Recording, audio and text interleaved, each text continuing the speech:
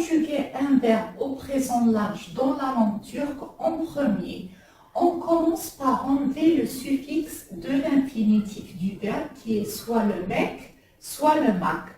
On prend alors notre base verbale, on rajoute par la suite soit le R, soit le IR, soit le ER, soit le UR, ou R, AR ou bien le ER. Et à la fin, on rajoute le suffixe de personne. Alors, vous allez me dire, mais quand est-ce qu'on rajoute le RIR ou RAR, etc. Pour cela, il y a 3 cas. C'est-à-dire qu'il existe 3 cas dans le présent large. On va voir cas par cas. Le premier cas, c'est quand la base verbale se termine par une voyelle. Je répète, c'est-à-dire quand on enlève le suffixe de l'infinitif du verbe, quand cette base verbale se termine par une voyelle, alors on va rajouter après le R et le suffixe de personne. C'est-à-dire, le premier ici, le R, on le rajoute quand notre base verbale se termine par une voyelle, suivie du suffixe de personne. Alors ici, je vous ai mis 3 exemples, 3 verbes. Pour le premier exemple, on a le verbe okumak, qui est le verbe lire. Donc, okumak, quand on va enlever le suffixe de l'infinitif, ça va rester oku. Comme vous le voyez ici, la base verbale se termine par une voyelle qui est le OU.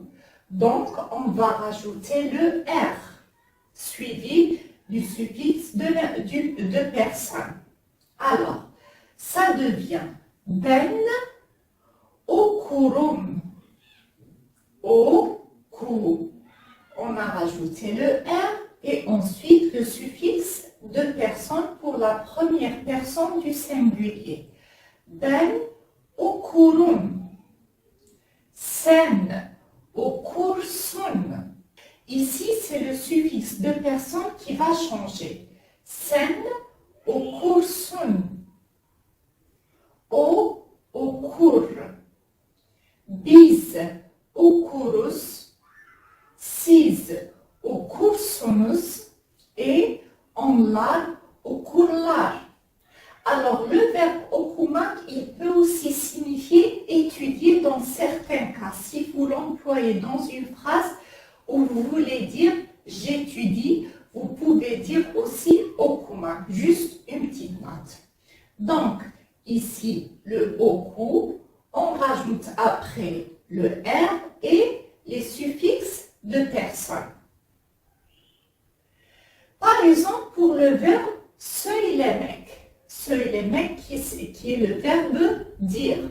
Donc, quand on va enlever le suffixe de l'infinitif, il y a la voyelle E. Donc, ça devient söyle. Donc, ici, on va rajouter le R. Söylerim. Alors, ici, c'est le I. Pourquoi on a mis le I? Parce qu'ici, il y a le E.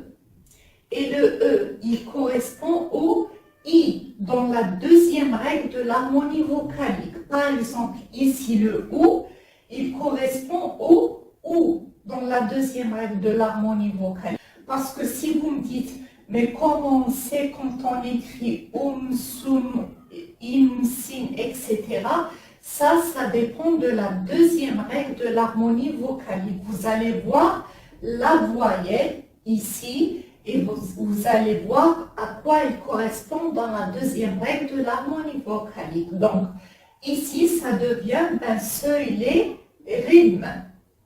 Sen söylersin. O söyler. Biz söyleriz. Siz söylersiniz.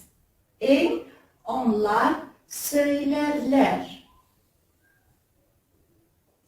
Donc, comme vous le voyez, on a ajouté le R et après les suffixes de personne. Par exemple, pour le verbe yashamak. Yashamak qui veut dire vivre. Yashamak, quand on enlève le suffixe de l'infinitif, il va rester le yasha avec une voyelle à la fin de la base verbale. Donc, automatiquement, on va rajouter le R après et suivi du suffixe de personne. Ici, le A, il correspond à quoi dans la deuxième règle de l'harmonie vocalique?